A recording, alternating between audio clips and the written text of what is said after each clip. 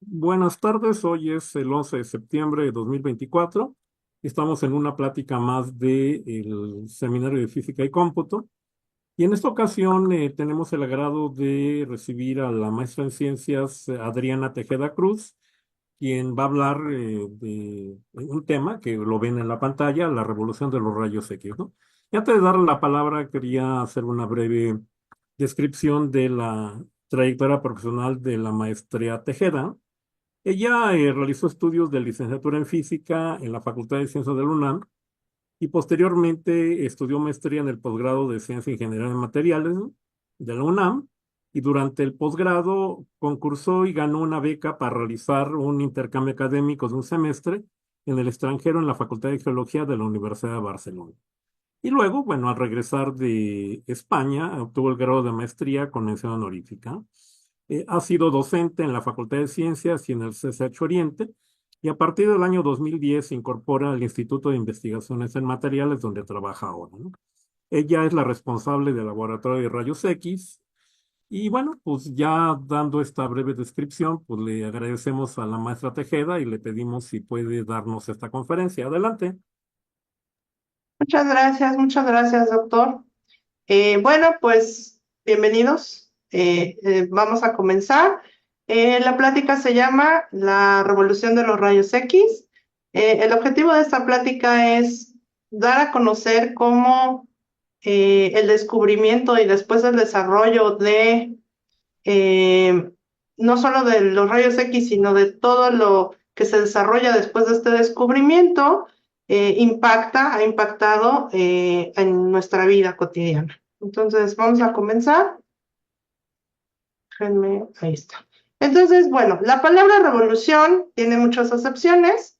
En este caso, yo la tomo como un cambio rápido y profundo en cualquier cosa, ¿no? Entonces, yo cuando hablo de revolución en esta plática, lo que estoy pensando es cómo este descubrimiento es un parteaguas para muchas áreas del conocimiento y cómo impacta en cada una de ellas. Y pues vamos a empezar por el principio, ¿no? Érase que se era el descubrimiento. Entonces, el descubrimiento se da en 1895, lo descubre William Conrad Röntgen y bueno, él estaba experimentando. Debemos recordar que estos son los inicios, digamos, como de la era de la ciencia, entonces es cuando todo el mundo empieza a descubrir cosas, a experimentar, comienza el avance de descubrimiento de la electricidad, de las radiaciones, etcétera, etcétera. Y bueno, Röntgen se encuentra que en uno de sus experimentos, jugando con un tubo de Crookes, eh, descubre una luz muy extraña que pues estos rayos de luz atravesaban el papel y el metal. O sea, él no veía los rayos, pero veía que esto atravesaba el papel y atravesaba el metal y pues se preguntaba qué era, ¿no? Y pues no sabía qué era, entonces pues los bautizó como los rayos X, ¿no? Son los rayos X porque pues no sé de dónde vienen, no sé por qué se generan, pero bueno, yo los descubrí. Y en la imagen se ve la primera radiografía es la famosa mano de la esposa del señor Roger, y pues ahí su gran anillo, ¿no? Eh, por este descubrimiento, en 1901, o sea, hace 123 años se descubre, 6 añitos después de que él lo descubre, pues recibe el Premio Nobel de Física, ¿no? Por encontrar estos rayos. Estos rayos actualmente se siguen llamando rayos X. Hubo por ahí un intento fallido de llamarlos rayos Roentgen, pero bueno, pues creo que da más marketing rayos X, entonces pues se quedó rayos X como el nombre de este gran descubrimiento. Eh, una vez que se descubren los rayos X, las personas los empiezan a usar indiscriminadamente. Parte de esto, como resultado de este uso indiscriminado, fue pues un montón de gente que enfermó, un montón de gente que desafortunadamente falleció, pero bueno, entonces los rayos X comenzaron a utilizarse no necesariamente como parte de la ciencia, sino en muchos casos para cosas muy triviales, ¿no? Desde trucos de circo, pasando por zapaterías, ¿no? Entonces en las zapaterías existían las máquinas estas de rayos X y uno metía su pie, le hacían su placa de rayos X y con eso ya podíamos ver si nos calzaba bien el zapato o no, ¿no? Entonces, pues 25 pares de zapatos, 25 radiaciones a nuestro pie. Y pues se radiaba todo lo que se podía, ¿no? Entonces, incluyendo pastillas, jarabes, grasa para zapatos, todo y todo se vendía como, pues justo, ¿no? Como el medicamento milagro. O sea, tenía usted dolor de cabeza, tómese una pastilla radiada. Tenía usted dolor de estómago, tómese el jarabe, ¿no? Entonces, bueno, se comienza a usar indiscriminadamente. Desafortunadamente, como resultado, ya se los dije, hubo ahí pues muchos problemas de tipo de salud de la gente. Y bueno, ya con estudios posteriores se determina que estos famosos rayos X forman parte del espectro electromagnético, ¿no?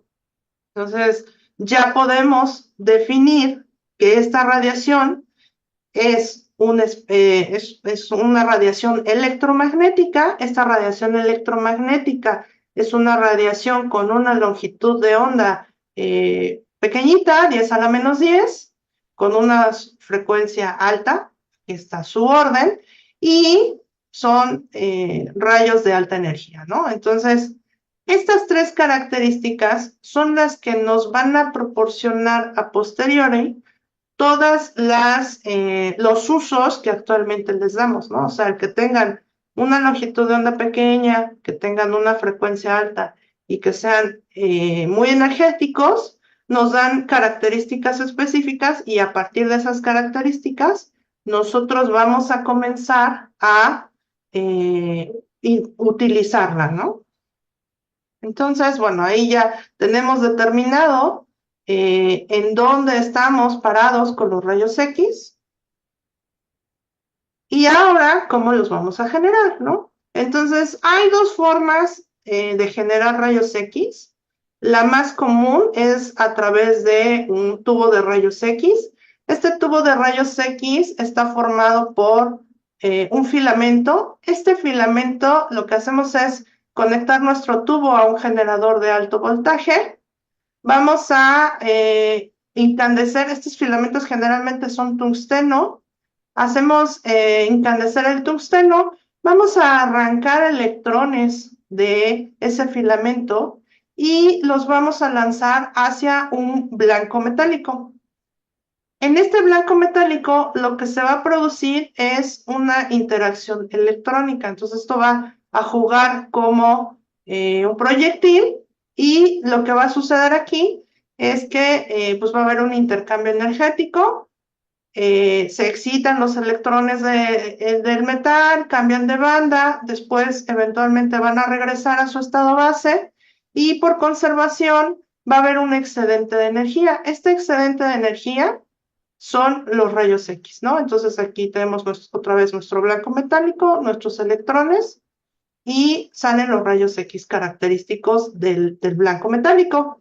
Entonces, dependiendo de el tipo de metal que nosotros pongamos en nuestro tubo de rayos X, va a ser la línea característica de rayos X. Entonces, por cada metal que yo utilice como blanco, pues voy a tener líneas espectrales características. Entonces, cada una de estas líneas, pues la voy a poder utilizar para ciertas cosas, ¿no? Que es lo que vamos a ver a continuación.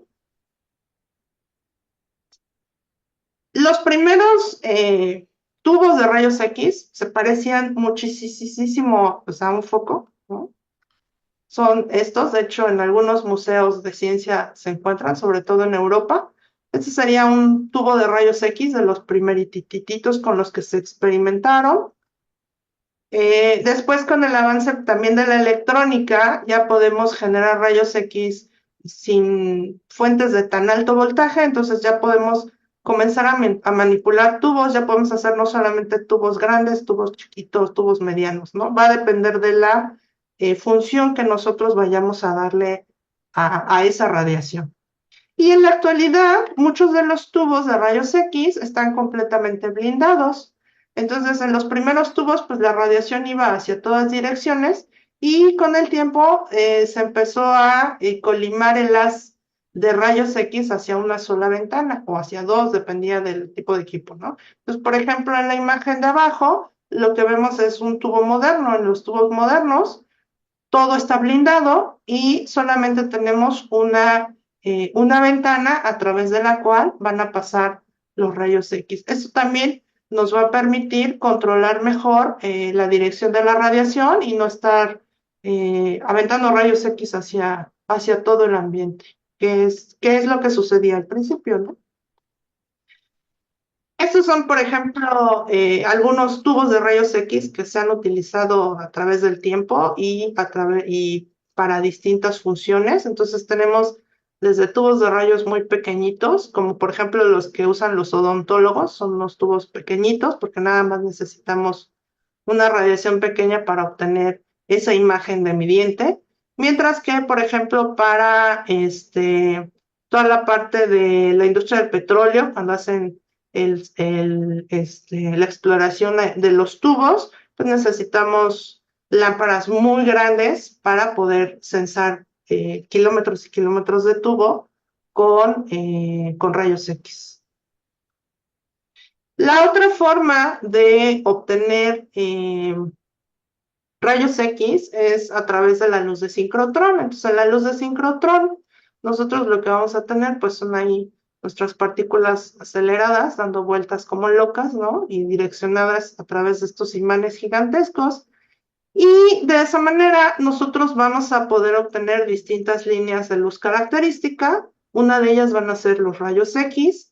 Y a diferencia de los tubos de rayos X, en donde la lambda depende directamente del blanco del cual lo estoy obteniendo, en el caso del sincrotrón, pues es una longitud de diferentes lambdas. Entonces yo puedo modular, es modular, entonces yo puedo modular la longitud que quiera. Y por eso es que en el caso, lo voy a decir después, pero en el caso de difracción de rayos X, el sincrotrón pues es uno de los equipos más utilizados cuando ya queremos obtener un patrón de muchísima calidad, ¿no? Sin embargo, pues los equipos que se denominan de gabinete también nos permiten obtener cosas pues muy interesantes, ¿no? Entonces, pues si tenemos tiempo de sincrotrón, pues lo tenemos que aprovechar.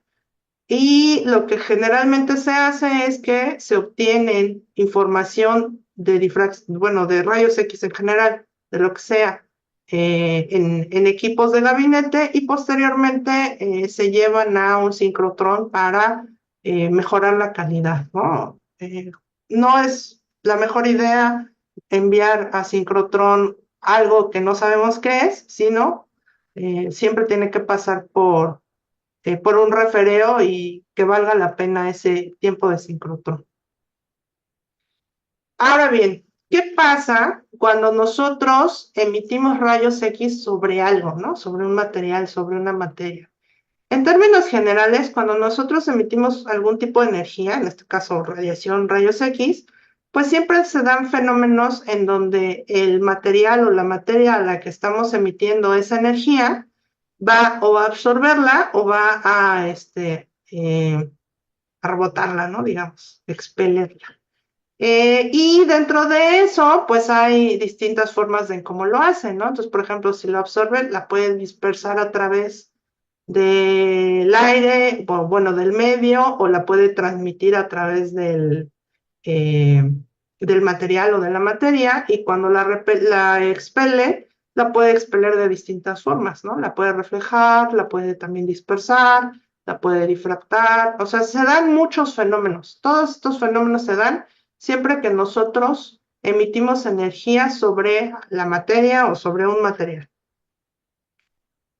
En el caso específico de los rayos X, cuando nosotros hacemos incidir rayos X, vamos a tener pues todos estos fenómenos. Vamos a tener rayos X reflejados, difractados, dispersados, transmitidos, absorbidos. Vamos a tener fluorescencia de rayos X y también por ahí salen electrones de Auger. Entonces, en términos de ¿qué necesito para obtener información de los rayos X? Pues dependerá el fenómeno con el cual voy a trabajar. O sea, voy a trabajar con los rayos X transmitidos o con los reflejados o con los difractados o con la fluorescencia, ¿no? Actualmente lo que más se utiliza es transmisión, difracción, fluorescencia. Los otros también se usan, pero digamos que la aplicación más utilizada es difracción, transmisión y fluorescencia. Son las que más han impactado, ¿no? Y entonces, siempre que alguien nos habla o nos dice de rayos X, o bueno, a mí siempre me pasa que cuando yo les digo, no, es que yo trabajo con rayos X, entonces lo primero que piensan es que yo saco placas de rayos X, ¿no? O sea, que estoy ahí en algún laboratorio en donde se sacan placas.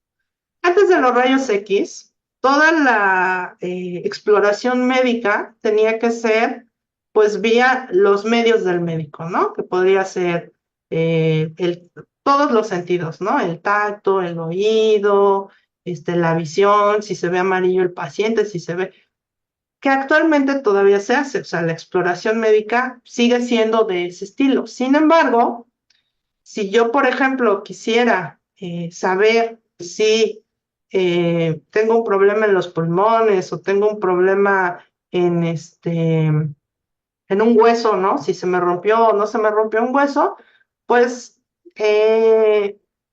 una herramienta muy usada actualmente, pues son las famosas placas de rayos X, ¿no? Entonces, los rayos X se comienzan a utilizar prácticamente 2 años después de que se descubren. Entonces ahí hubo médicos, o sea, hubo magos y también hubo médicos, ¿no? Muy capaces que generaron este tipo de equipos muy básicos, en donde si se fijan en la fotografía de la izquierda, vamos a tener de nuevo nuestro tubo de rayos X.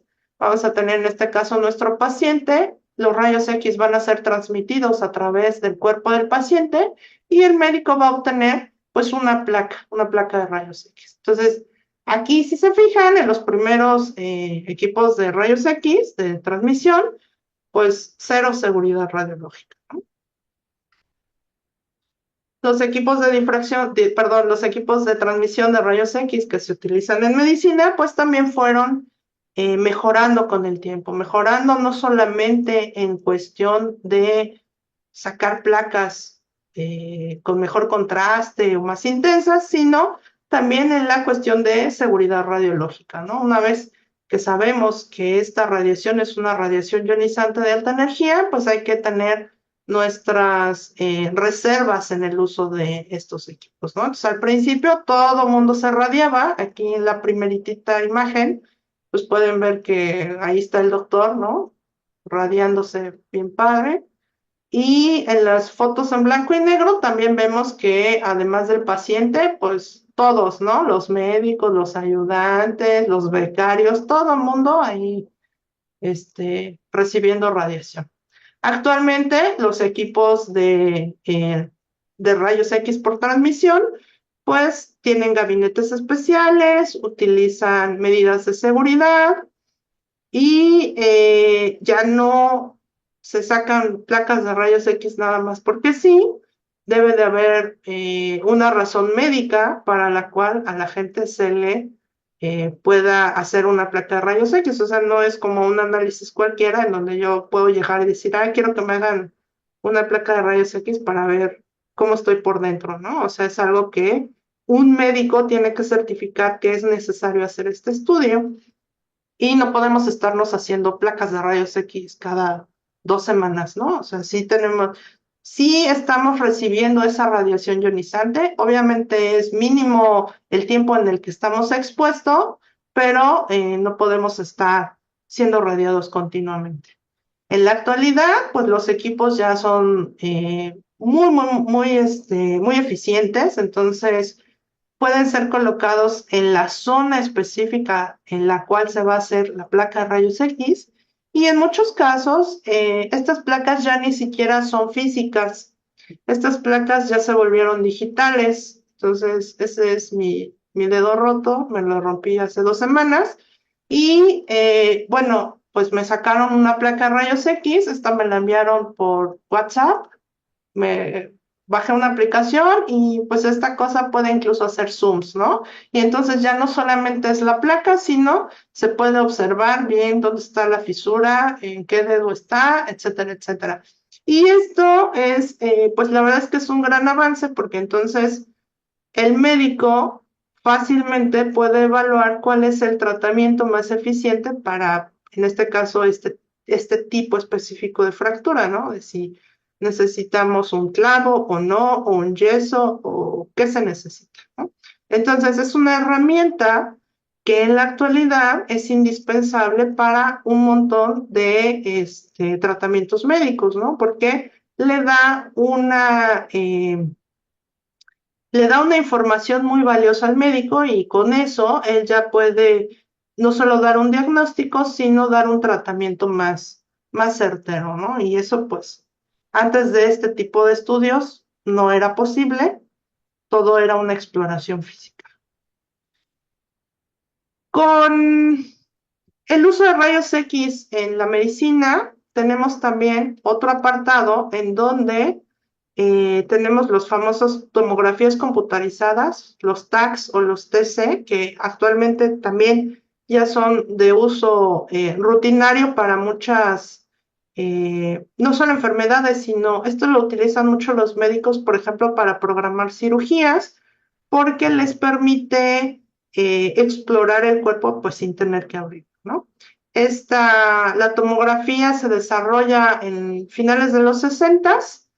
En 1972 se crea el primer tomógrafo y en 1979 los creadores del tomógrafo, tanto de la parte teórica como de la parte experimental, uno es un físico ingeniero electrónico, el otro es un ingeniero electrónico, que son Conmark y Neuburg, porque esos nombres en inglés son dificilísimos para mí, obtuvieron un premio Nobel, ¿no? Entonces yo siempre que pienso en ellos, yo pienso en un físico y pienso en un ingeniero electrónico y pues entre ellos dos generan una cosa de este estilo, ¿no? O sea, es un equipo en donde no solamente voy a utilizar voy a utilizar una línea de transmisión de rayos X, pero además voy a mover esa línea para poder encontrar no solamente una proyección, sino una serie de proyecciones. Esta serie de proyecciones me van a permitir hacer construcciones en 3 dimensiones, porque es como si sacáramos rebanadas eh, del cuerpo, en este caso, por ejemplo, del cráneo o del cerebro, y actualmente también todo se hace a partir de un software de reconstrucción a 3D. Se reconstruyen esas placas y se obtienen imágenes en tercera dimensión. Pueden ser de cuerpos blandos, como por ejemplo en este caso el cerebro, o pueden ser de cuerpos más densos, por ejemplo un cráneo. Esto dependerá de, pues, qué es lo que nos pida el médico, ¿no? O sea, cuál es nuestro mal y cómo va a ser atacado. Entonces, cuando son cirugías, además de todos los análisis clínicos que les pidan, muchas veces les piden un análisis de este tipo porque le permite al médico explorarnos sin necesidad de abrir nada, ¿no? Entonces, esto también le permite al médico planear de manera más eficiente las cirugías. Ya no es de que pues abro y a ver qué me encuentro, sino que con estas imágenes, el médico ya tiene como una ruta o puede trazar una ruta a través de la cual pues va a tener una cirugía menos agresiva y más eficiente, ¿no? Entonces, sí es un campo muy revolucionado el usar rayos X para, pues, este tipo de técnicas, ¿no? O sea, el impacto realmente es brutal porque estamos hablando de que si esto es en los setentas, o sea, pues han pasado realmente pocos años y esto ha cambiado por completo la forma de atacar ciertas enfermedades o tumores o lo que sea de los cirujanos, especialmente de los cirujanos.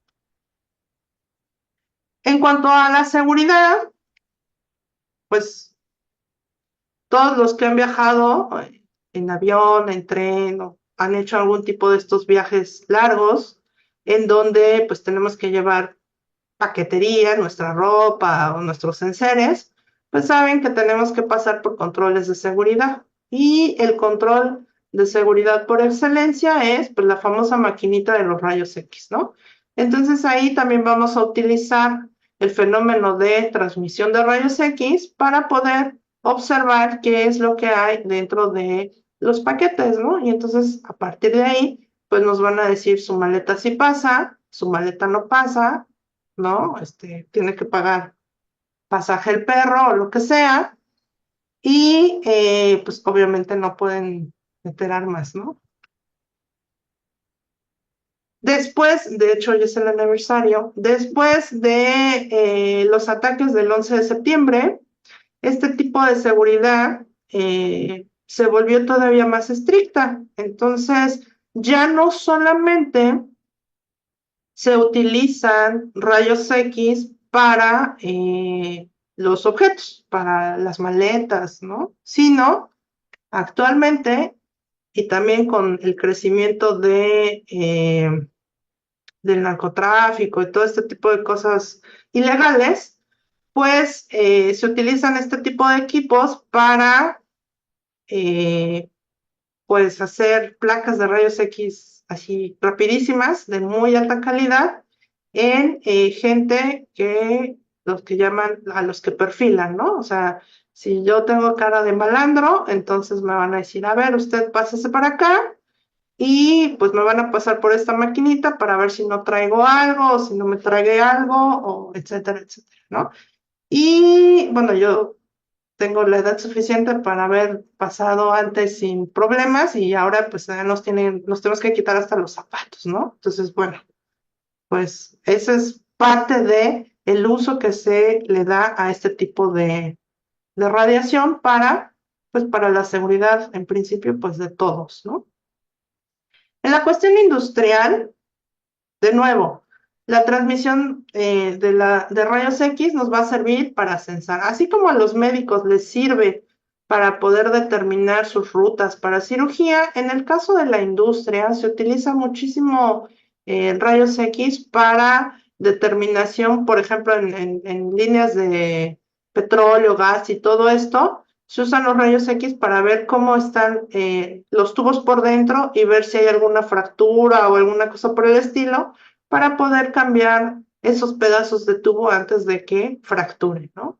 En la industria alimenticia también se utiliza mucho, se utiliza para ver si, por ejemplo, no se contaminó su pan integral, ¿no? Con algún metal, pues bueno, ahí lo meten a rayos X y van a ver si tiene alguna partícula que no deba de ser la propia del pan, ¿no? Entonces se usa mucho en industria de censo, de protección, y también se utiliza mucho en la industria alimenticia. Es curioso que lo usen mucho. No necesariamente para el pan, pero sí lo usan mucho en la industria justamente como control de calidad. En la astronomía, ahí están nuestros cuatro fantásticos. La astronomía por excelencia ha sido observacional, ¿no? Entonces, desde el inicio de la astronomía como ciencia, se ha basado en toda la información que han recolectado los astrónomos, ¿no? Y una gran parte de ellas durante mucho tiempo fue pues lo que alcanzábamos a ver, ¿no? Con los artilugios que teníamos. Los telescopios, después los satélites. Todo esto nos ha permitido pues construir esta rama fascinante de la ciencia, que es la astronomía. Y en la actualidad, los rayos X forman parte de este tipo de observaciones. En este caso, nosotros no emitimos rayos X a ningún lado, sino las galaxias, por ejemplo, emiten rayos X, ¿no? Entonces, ¿qué es lo que vamos a hacer? Pues vamos a meter nuestro observatorio, lo vamos a lanzar al espacio y ese observatorio pues va a tener un detector de rayos X. Este detector de rayos X pues nos va a dar información por ejemplo, de la galaxia, ¿no? Entonces, si nosotros nada más observamos la luz emitida, pues vamos a ver esta nube de gas, ¿no? Esta es mi galaxia. Pero si metemos un detector de rayos X a nuestro observatorio, entonces vamos a tener una visión distinta, porque vamos a tener la emisión de rayos X de nuestra galaxia. Y esto nos va a dar otro tipo de información, así como cuando nos sacan nuestra placa, vemos nuestros huesitos, pues en este caso es como ver los huesitos de la galaxia, ¿no? O sea, podemos ver otras cosas o detectar cosas que antes no podíamos detectar. Entonces, en este caso, a partir de 1999 que se lanza el observatorio Chandra, este trae estos detectores de rayos X y se pueden generar estas imágenes en donde quitamos la nube de gas y podemos observar un montón de cosas, ¿no? Planetas, satélites, todo lo que ven los astrónomos con rayos X, ahí lo pueden detectar, ¿no? Entonces, esta parte también es muy interesante porque ya dejamos de lado el solamente ver la luz visible, sino vemos, bueno, entre otras cosas, rayos X, o sea, también podemos detectar algunas partículas elementales y cosas por el estilo, pero bueno, en este caso yo me centro en los detectores de rayos X que tienen estos observatorios y que nos permiten dar o obtener una visión distinta en este caso, de las galaxias. Y bueno, la ciencia de materiales, que es a lo que yo me dedico, nosotros no utilizamos los rayos X en transmisión, ni en emisión, ni en dispersión. Lo utilizamos en otros dos modos. Uno es con el fenómeno de fluorescencia de rayos X. En la fluorescencia de rayos X, yo voy a hacer incidir un haz sobre un material y este haz va a tener toda la fenomenología que vimos al principio y yo me voy a fijar en la fluorescencia que emita este material. Esta fluorescencia es característica para cada material en la naturaleza. Entonces, yo puedo emitir rayos X sobre un material, este material va a florecer en una longitud característica y, bueno, en una energía característica, perdón, y en esta energía característica, pues ya yo voy a poder saber de qué está compuesto mi material. Por ejemplo, esta aleación, pues está compuesta de hierro, de cobalto, de cromo, ¿no? De níquel, ¿ok? Y pues voy a tener este tipo de equipos, ¿no? Entonces voy a tener equipos en donde yo voy a meter mi material, le voy a emitir unas de rayos X, voy a tener un detector de fluorescencia y ese detector de fluorescencia me va a permitir saber qué es lo que contiene mi material. Actualmente, por ejemplo, en campos se utilizan mucho este tipo de equipos de fluorescencia que son literalmente unas pistolitas, le metemos así un rayo de rayos X flush y la salida va a ser el porcentaje de concentración de los elementos que contiene este material. Se utiliza mucho en metalurgia y mucho en mineralogía, ¿no? Y entonces, por ejemplo, bueno, en esta imagen, ahora que pues que acaban de pasar las Olimpiadas, ya ven que los atletas muerden la medalla de oro. Bueno, esto viene porque pues así se hacían, ¿no? Los mineros mordían el oro para ver si era oro o era sulfuro de hierro, bueno, pirita. Y pues si era blandito y dejaban las marcas, pues sí era oro, y si no, pues era el famoso oro de los tontos, ¿no? La pirita. Entonces, pues esta era como la forma clásica de explorar el oro. Actualmente nadie hace eso. Lo que hacemos es, pues, fluorescencia de rayos X para poder determinar la composición de estos materiales. Y la otra fenomenología que nosotros utilizamos en ciencia de materiales es la difracción de rayos X. Entonces, en la difracción de rayos X, nosotros vamos a jugar con la idea de que los frentes de onda de los rayos X van a difractar con un obstáculo, ¿no? Entonces, el fenómeno de difracción o tiene el principio de que son longitudes de onda, ¿no? Entonces, para nosotros lo más importante, más allá de la frecuencia, nosotros vamos a trabajar con longitudes de onda. Entonces, en el fenómeno de difracción viene mi frente de onda, tengo mi obstáculo y ese frente de onda, cuando encuentra ese obstáculo, lo que produce es un cambio de dirección de ese frente de onda. Entonces, esta sería como la caricatura de el fenómeno de difracción. Y nosotros vamos a utilizar tanto el fenómeno de difracción, que siempre viene acompañado del fenómeno de interferencia, en donde estos frentes de onda difractados se van a interferir constructivamente cuando estén en fase y destructivamente cuando estén fuera de fase, ¿no? Entonces, este es el clásico esquema de la interferencia constructiva, la interferencia destructiva, ¿no? Y esto sería, pues, un patroncito ahí de difracción de este frente de onda, ¿no? Es mi experimento de bachillerato. Y lo vamos a emitir sobre un material. Este material sí debe de tener ciertas características. Los elementos que compongan este material van a tener simetría a largo alcance. Entonces, si mi material tiene simetría a largo alcance, se denomina un material cristalino. Entonces, esta técnica es la técnica para materiales cristalinos, ¿no? Entonces, aquí tengo cloruro de sodio que puede formar pues estos cubos de sal.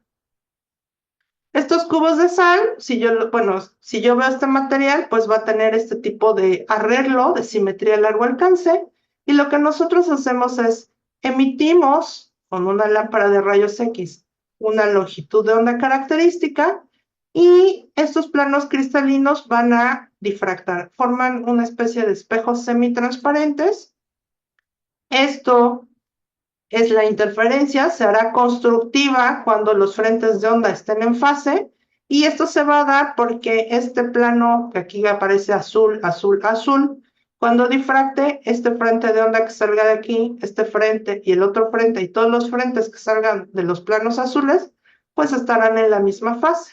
Entonces, si yo aquí coloco una placa de rayos X, voy a tener este tipo de patrones de difracción, y cada rayita me va a representar a una familia, que se llaman familias de planos cristalinos, a cada una de las familias de planos. Entonces, al ser un material tridimensional, bueno, aquí está bidimensional, pero al ser tridimensional, pues voy a tener un montón de señales y me va a permitir reconstruir este tipo de estructura cristalina a través de estos patrones. Esto no lo digo yo, lo dijeron los Bragg. Entonces ellos dictan la famosa ley de Bragg, que justamente nos relaciona la longitud de onda difractada con la interferencia constructiva y, lo más importante, con la distancia que hay entre planos cristalinos. Y esta distancia es del orden de angstroms. Entonces, pues es una ley muy poderosa porque nos está relacionando algo simple, entre comillas, como un ángulo de difracción, con distancias del orden del 10 a la menos 10, ¿no? Y esa es la razón por la que usamos rayos X, para que esto sea obstáculo. Si yo usara una longitud más grande, pues no, esto no sería un obstáculo, no tendría sentido, y por eso es que tenemos que usar forzosamente rayos X para esto. Y bueno, por el postulado de los Bragg obtienen su premio Nobel. Entonces, si se fijan, este ya es el tercer premio Nobel que hay en la plática, porque pues es algo sin precedente, ¿no? El patrón de difracción dependerá de cómo yo arme mi ya sea mi difractómetro o mi cámara de difracción, y dependerá también de la naturaleza cristalina del material. Entonces puedo tener para monocristales, para cristales orgánicos o para policristales, ¿no? Entonces, dependiendo del tipo de material que yo quiera analizar, pues será el tipo de equipo que yo vaya a usar. En mi caso, o bueno, en el caso del Instituto de Materiales, nosotros trabajamos materiales policristalinos. Este es uno de nuestros equipos, mi lámpara, mi muestra, mi detector. Y lo que nosotros obtenemos es un diagrama XY porque no obtenemos el patrón como una imagen, sino como un procesado de datos. Le aplicamos una transformada de Fourier y ya generamos esos, bueno, la computadora genera esos diagramas XY. Esos diagramas XY me van a servir para identificar la estructura del material. Entonces, lo que yo hago es, hago un estudio comparativo en donde tengo posiciones experimentales, las comparo con posiciones teóricas y si esa comparación es buena, aquí decimos que si hacemos matching, pues vamos a tener que efectivamente este patrón de difracción corresponde, por ejemplo, en este caso, pues al óxido de silicio en forma de cuarzo. Si mi material no es puro, pues va a tener más señales. Entonces, la labor que nos toca es identificar a qué corresponden estas familias de señales. Entonces, por ejemplo, aquí la azul corresponde a aluminio, la roja corresponde a carburo de titanio, y así lo vamos haciendo, ¿no? Y vamos obteniendo información de cada una de estas señales.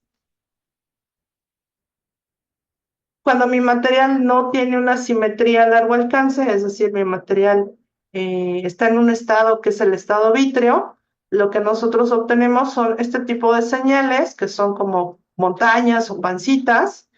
Y aquí lo único que estamos viendo es el orden a corto alcance, no alcanzamos a determinar una estructura cristalina, pero por ejemplo, si mi material es una mezcla de algo no ordenado con algo ordenado, pues empiezo a tener este tipo de patrones, ¿no? En donde voy a tener la información de la simetría a corto alcance más la información de simetría a largo alcance. Y lo interesante de esto es que el cómo se organiza un material me va a dar propiedades macroscópicas distintas. En el caso de, por ejemplo, nuestro viejo amigo el carbón o el carbono, dependiendo cómo se organice, vamos a tener distintas capacidades de ese material, ¿no? Entonces tenemos desde el carbón amorfo, o sea, que está desorganizado. Después tenemos, por ejemplo, el diamante, que tiene pues una característica que es un material muy duro y por eso lo usamos mucho como abrasivo, ¿no? Para pulir. El grafito, que forma estas capitas, y por eso podemos usar nuestros lápices, porque vamos devastando esta capita, ¿no? Es lo que nos permite escribir. O los fulerenos, que se usan desde la cosmética como lubricantes, y, o sea, tienen propiedades específicas que les dan un montón de usos. Los ahora, antes muy famosos nanotubos de carbón, ahorita ya pasaron un poquito de moda, pero bueno, están los nanotubos de carbón que me permiten atrapar pues moléculas o alguna estructura, o me permite formar algún tipo de material con propiedades mecánicas específicas. Y pues ahora con lo del COVID, ¿no? Eran los malditos grafenos que pues ahí les daban hasta propiedades místicas, ¿no? Y en realidad los grafenos vuelven a ser carbonos, pero se organizan de esta manera, y entonces los grafenos se pueden usar para un montón de cosas, ¿no? Estas sabanitas de carbón tienen un montonal de usos en la actualidad. Entonces van desde transistores, para tintas conductoras, se usan para luces LED, o sea, tiene infinidad de usos. Y el carbón es carbón, o sea, sigue siendo carbón. Lo que es interesante es que ese arreglo específico le va a dar características macros que no tiene, por ejemplo, el carbón amorfo, ¿no? Entonces, eso es lo interesante del estudio de ciencias de materiales, el saber que un elemento, por ejemplo, tan simple como el carbón, cuando yo lo coloco en forma de diamante, lo coloco en forma de grafito o lo coloco en forma de grafeno, voy a obtener propiedades completamente diferentes. Y pues a eso se dedica la ciencia de materiales. Y bueno, esto no lo quería dejar pasar de largo, es la difracción de rayos X en el uso de ciencias genómicas o la triste historia de Rosalind Franklin. Rosalind Franklin, para los que no sepan, pues era una cristalógrafa que se echó toda la chamba del estudio del DNA, ¿no? Entonces ella era la que se quedaba en las noches a sacar todos los patrones de difracción. Ella obtuvo todas las fotografías, obtuvo la información, la recabó, la analizó y se la dio a su profesor, a Wilkins. Y los estudios de Rosalind Franklin y de Wilkins son el punto de partida a través del cual eventualmente Watson y Crick desarrollan la teoría de la doble hélice. Entonces, pues bueno, esas son el descubrimiento del DNA, o bueno, la teoría del DNA es un parteaguas porque a partir de ahí comienza todo el desarrollo de la ciencia genómica, ¿no? Entonces, esa famosa foto 51 de Rosalind Franklin es pues la evidencia a través de la cual se determina que el DNA tiene esta estructura de doble hélice. Por ese descubrimiento hay otro premio Nobel, un premio Nobel más, ¿no? Entonces, el cuarto premio Nobel para eh, cuestiones relacionadas con la radiación de rayos X. Y digo la triste historia de Rosalind porque en este caso el premio Nobel lo reciben, bueno, Crick, Watson y el profesor Wilkins, y Rosalind Franklin queda de lado, ella no recibe premio Nobel, no le dan ni las gracias, eventualmente le dan las gracias a posteriori, pero pues el premio Nobel nunca se lo dieron, ¿no? Entonces, aquí la moraleja sería, pues no se dejen, ¿no? Peleen si forman parte del trabajo, tienen que estar en el trabajo. Y bueno, este es, por ejemplo, una imagen que saqué de 2021 de los usos actuales que tienen las técnicas de rayos X. Entonces, si se fijan, pues están en un montón de lugares, ¿no? Entonces, nosotros hablamos pues de la medicina, hablamos de la ciencia de materiales, hablamos, en este caso no es astronomía porque no es un método de caracterización como tal, pero bueno, también hablamos de la astronomía. Entonces, si se fijan, aquí está englobado todas las áreas del conocimiento en donde están involucradas técnicas de rayos X, tanto de difracción, de fluorescencia, como de imagenología, que serían las placas de rayos X y los TACs, ¿no? Y pues en todas ellas es una técnica indispensable para ya sea control de calidad, comercialización, aplicación, eh, tiene una infinidad de usos este tipo de fenómeno.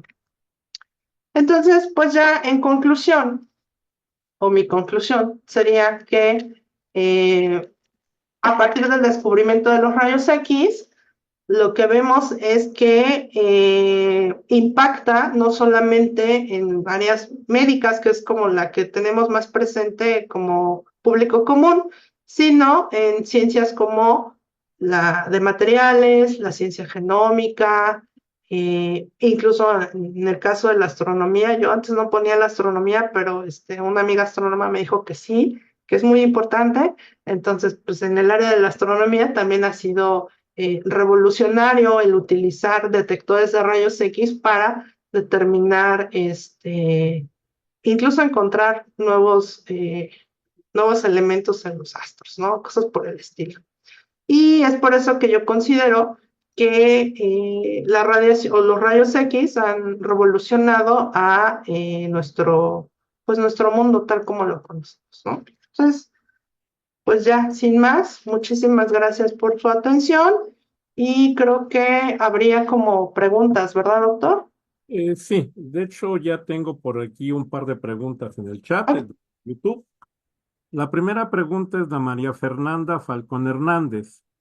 Y la pregunta es, si depende del metal la generación de rayos X, ¿hay diferentes tipos de rayos X o es como la luz?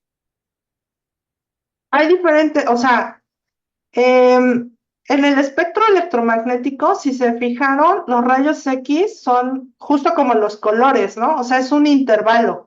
Entonces, los rayos X van desde el 10 a la menos 9 en lambda, desde 10 a la menos 9 a 10 a la menos 11. Por ejemplo, los que usamos en difracción, usamos una luz que es 10 a la menos 10. Entonces, dentro de ese 10 a la menos 10, vamos a utilizar blancos metálicos que cumplan esa condición. Entonces, digamos que en la industria de la difracción, nosotros tenemos distintos tipos de lámparas con los cuales podemos trabajar. O sea, podemos usar los rayos X, pero sí debemos saber qué longitud vamos a usar, qué lambda utilizamos. Entonces, sí se pueden usar varias, pero no todas al mismo tiempo. Si no, tendríamos que saber bajo qué fenómeno, qué lambda es la que nos conviene más. Bien. Hay una segunda pregunta y esta es de David Eduardo Martínez Lara. Y la pregunta es, en la práctica de manera muy general, ¿qué tan caro sale mantener un equipo de rayos X convencional a un sincrotrón? ¿Y qué ventajas o desventajas tendría uno sobre otro?